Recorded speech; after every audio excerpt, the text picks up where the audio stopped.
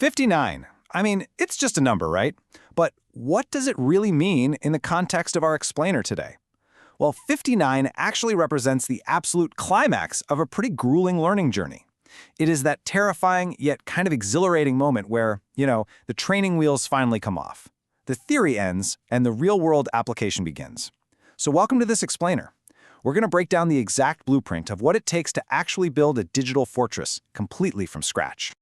Okay, let's dive into this. Our mission for the Day 59 capstone? Building the ultimate enterprise security platform.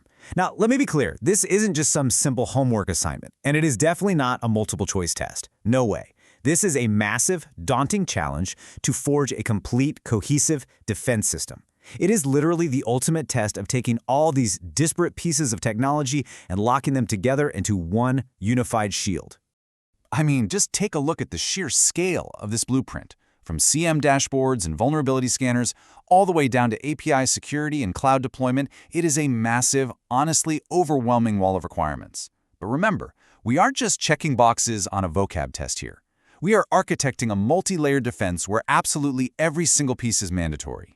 So to make this whole massive challenge a bit more digestible for us, we're grouping these 9 components into 3 functional layers, starting right off with Layer 1, the perimeter.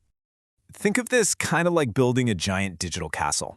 In our perimeter layer, the absolute first line of defense is secure authentication. And we aren't just talking about, simple passwords here. This is the enterprise gatekeeper enforcing strict ironclad access controls. Because without it, the rest of your fortress is basically irrelevant. You've essentially just left the front door wide open and the key's right there in the lock.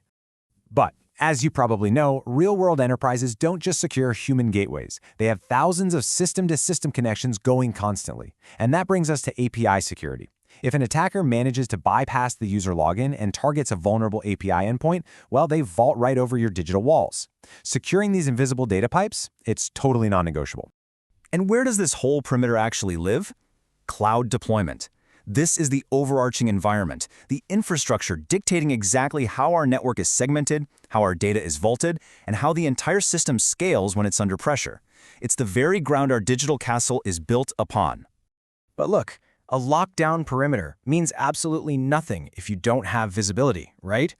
It's like a relay race, and that hands the baton straight to our second strategic layer, the watchtowers. Now, what's really interesting about this slide is that the SIEM dashboard is basically the central nervous system of our watchtower layer.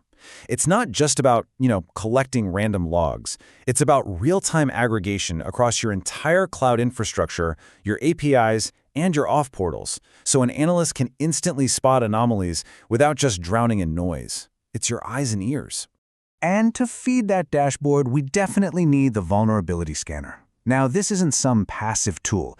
It is actively hunting out there for misconfigurations and unpatched exploits within your infrastructure. But here's the catch. A scanner's findings are pretty much useless if they're stuck in a silo. They have to be piped directly into that SIEM to immediately trigger alerts and warn the guards.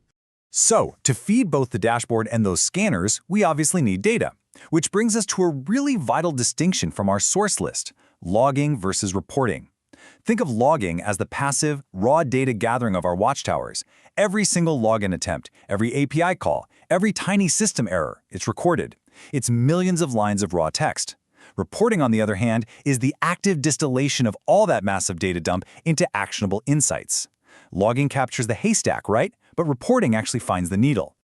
Okay, so we've got the perimeter locked down, and the watchtowers are scanning. But what does an enterprise actually do when those watchtowers spot an intruder? Well, that brings us to Layer 3, the action force.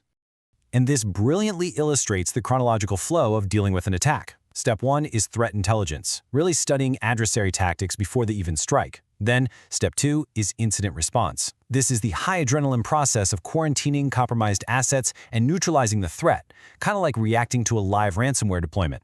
And finally, Step 3, reporting, conducting the post-mortem to ensure that specific exploit literally never works again, anticipating, acting, reviewing. Let's bring this all together by returning to the core mandate of our source material: build an enterprise security platform.